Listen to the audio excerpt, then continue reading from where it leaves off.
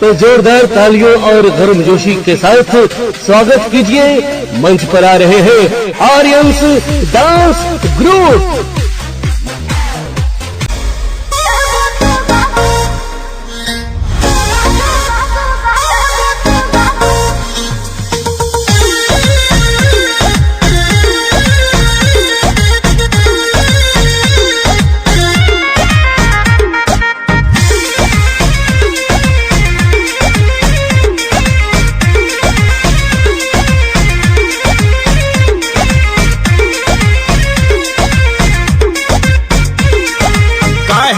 कोहनालू हो काहे तू गुस्सियालू हो, बोला ना बजरिया से का तो के लिया दी हो।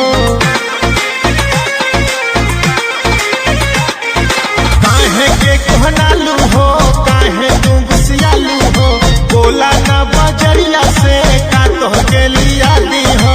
कहतनी देखो ना भूलई हो राजा जी, बतिया नहीं हवा में उड़ई हो राजा जी।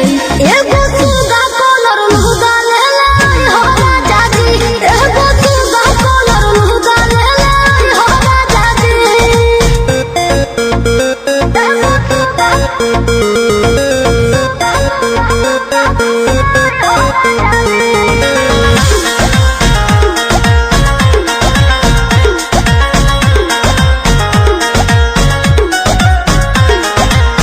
नया नया ताहर फरमाइश रोज रहेला। अच्छा एही से कहिले तो कहेलू की कहेला।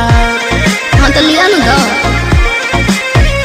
राजा चलो हम उल्टी पाला मार हो, अपनी बात बुझा राजा जी हमार हो।